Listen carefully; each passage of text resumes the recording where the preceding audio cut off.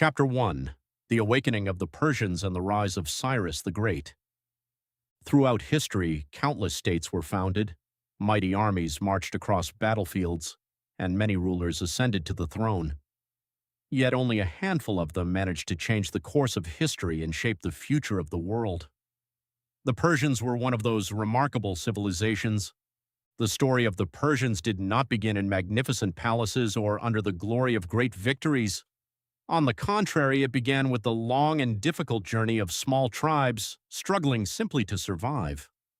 The name Persian first appeared in Assyrian records dating back to the 9th century BC.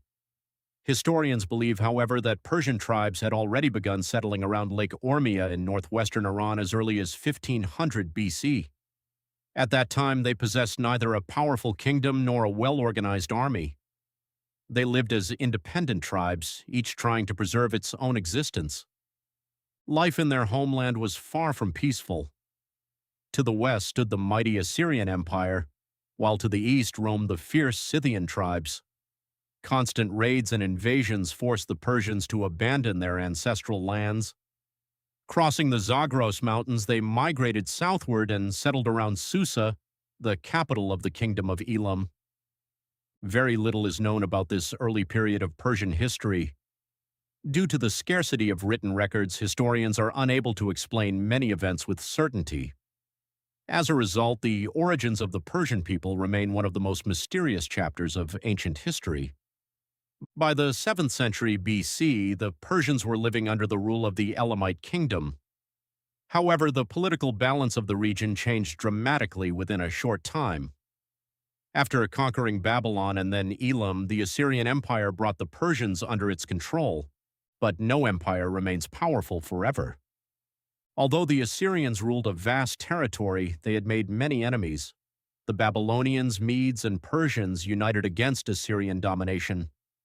After years of relentless warfare, the Assyrian Empire gradually lost its power. Among the victors, the Medes emerged as the strongest force. Within a relatively short period, they gained control over much of the Iranian plateau and became the new dominant power in the region.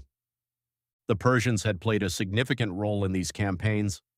As a reward for their loyalty, the Medes allowed them to establish a semi-independent kingdom centered in Anshan. At the time, few could have imagined how important this decision would become. Yet this small kingdom would eventually lay the foundations for one of the greatest empires the world had ever known. Years passed. In 557 BC, the young Achaemenid prince Cyrus II became the ruler of the kingdom of Anshan. Cyrus was no ordinary ruler. He stood out not only for his courage, but also for his remarkable intelligence. His ambitions extended far beyond governing a small kingdom. He dreamed of building something much greater. At that time, the Persians were still subjects of the Median Empire. Persian warriors fought in the armies of the Medes, while the kings of Media claimed the glory of every victory and the wealth of every conquest. According to tradition, Cyrus one day stood before his soldiers and declared, "Why do we fight for others instead of ourselves? Why do others claim the victories and the spoils that we have earned?" His words ignited a fire in the hearts of the Persian warriors. They had long asked themselves the very same questions. Before long, Cyrus gathered a loyal force of elite warriors and began his campaign. His goal was not merely independence, it was the end of Median rule. When King Astyages of Media learned of the rebellion, he dispatched his most trusted general, Harpagus, to crush it. But Harpagus had already made his choice. Rather than remaining loyal to Astyages, he sided with Cyrus. Many Median commanders who had grown dissatisfied with the king soon followed his example. Thus, a great civil war erupted within the Median Empire. After nearly 3 years of conflict, Astyages was defeated and taken prisoner. Harpagus brought the captured king before Cyrus in chains. At that very moment, Cyrus made the decision that would distinguish him from many rulers throughout history. Instead of executing Astyages, his own grandfather, he chose to spare his life. This was not merely an act of mercy, it was the decision of a wise statesman.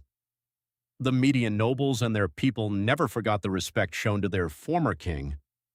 By choosing reconciliation over revenge, Cyrus united the conquered lands with far less bloodshed than anyone had expected. By 550 BC, a new era had begun.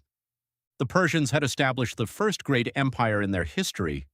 Its name was the Achaemenid Empire. At the time, few realized that this new state would grow into one of the greatest empires the ancient world had ever witnessed. Before long, the wealth of Lydia, the magnificent walls of Babylon, the ancient civilization of Egypt, and the endless plains of Central Asia would all become part of its grand ambitions. And at the end of that extraordinary journey, history would remember Cyrus II by a single title, Cyrus the Great.